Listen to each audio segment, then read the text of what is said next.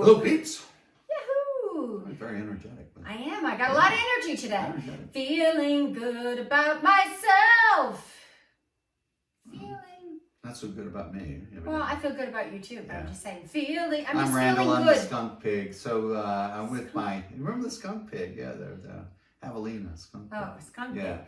No, I'm just Here with the Prescott Pickle We're feeling Lady. good today. Lots My of lovely energy. wife, Diane. Yes.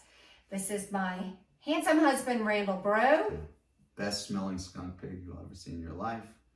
We are here today to talk about something kind of technical. Yeah. Kind of controversial, but if you want to invest in real estate or get a good price on your home, you need to know about it, and that is a escalation clause. Now, in the heyday when everything was going crazy, we saw a lot more use of this. Yeah. We are still seeing use of it, but Yeah. it might be dying out a little bit. Yeah. But an escalation clause is a really good thing to employ if you're up for it. If you're making an offer. If you're making an in offer. a competitive situation. Correct. Yeah. So we've been doing escalation clauses for a while. And then when the market went crazy with COVID and everything, that everyone kind of discovered them. It was kind of the thing to do. Right. So just to be clear, an escalation clause is a clause, it's a phrase on your offer, the contract that you are submitting to the seller that says, let's just say, you know, I offer $500,000, but I am willing to beat any competitive offer by X dollars, and you know what that X is. That's part of the strategy. That's up to how you. big does that have to be? How high do you really want to go? How high do you want to go? So typically, I offer $500,000, but I'll offer $2,000 more than any competitive offer, up to and including, say, 520. Yes. That would be an escalation clause to 520. And kind of weird.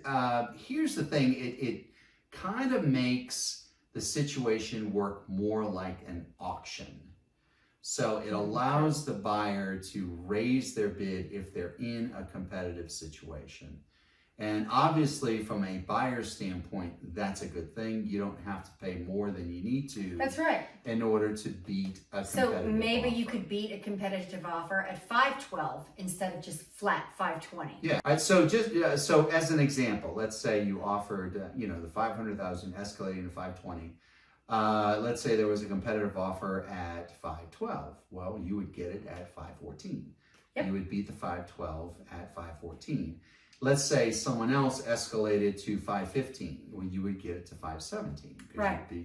But it's still, you're going to max out at your limit of 520. At your limit. But instead of paying 520, you might get it, like you said, 512. Yeah. Which, you like that. Yeah. So buyers like the idea of escalation clauses.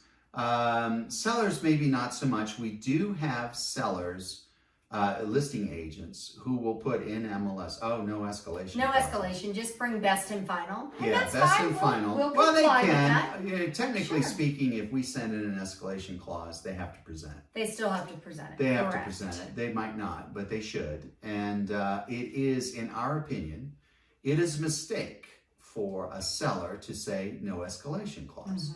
And that is, the reason why is that buyers will get much more aggressive if they're allowed to do an escalation clause. What they don't want to do is to go $30,000 over list price when all they had to do was $5,000. Right. So if you tell them no escalation clause, they're not going to go to 550. They're going to go to 505, because they don't want to leave money on the table. So our opinion, in seeing the dynamics of the situation, seeing buyers facing very competitive situations, our buyers will go much higher as part of an escalation clause than they would ever do just putting a single best and final. And the best thing about it is, because people will say, but how will I really know there was a competitive offer and I won? I said, well, the other side has to present they got to give the other offers. Right. So that you can see for sure, they did get an offer for 515, but I will win it for 517. Yeah.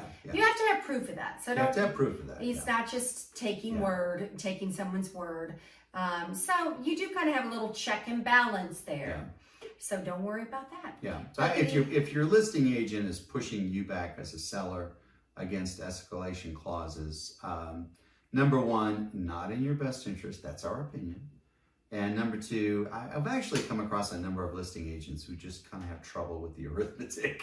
Well, I mean, honestly, clauses. if you've got, I understand, because if you've got a lot of offers and you're trying to, you know, break them all sort down, them out. Yeah, sort it's them a out. little I can extra see. work. Yeah. It's you know, it can be. I've actually been in a situation where I kind of had to walk. Yeah, the and it's a listing lot of agent work. It's a lot of, the, you know, through the calculation. But make no can- mistake, buyer or seller, escalation clauses are a good thing. That's why they do auctions. Yep. You know, and the way It that works, real people. estate is set up, it's not, well, I mean, you can do an auction. There are systems where you can actually do an auction for real estate. They do that for distressed real estate, you know, repossessions and that sort of thing. But typical real estate transactions, they don't. An escalation clause is a way to introduce an auction-like mechanism, and it benefits both buyers and sellers. Those are a lot of words. That was a lot of words. That was a lot.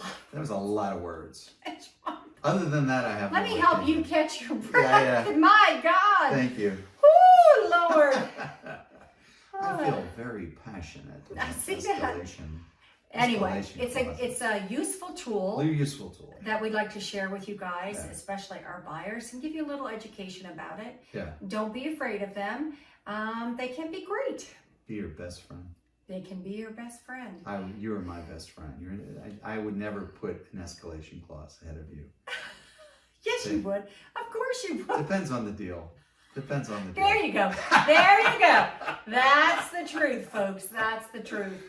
So anyway, that's our little lecture today. Lecture on escalation. On escalation clauses. Yes. If you are looking to buy or sell a home, do not hesitate to reach out to us. Yeah, the Prescott Pickle Lady hotline is 713-302-1964. Yes, it's a Houston number. We haven't changed it. That's much right. like most people relocating to Prescott. That's right. It is a Houston number. That's where you find her. If you're looking for free information, the place to go, people, is pickle411.com. Pickle411.com. Loaded with information. You are a buyer, seller, or somewhere in between, there is free and vigorous information waiting for you. Vigorous. Yeah, I don't know. Whether you're looking for real estate information, events, restaurants. Well, I think the escalation clause lecture you just gave was quite vigorous. Yeah, it was very vigorous. Yeah. You can But find anyway. other vigorous things at pickle411.com. You'll enjoy it. Yeah, you'll enjoy it. You'll learn something. All free. It's cool. All free. We don't charge for these people. We should charge, No, but we we don't don't. charge. We don't. We're all, this is it. Free and vigorous.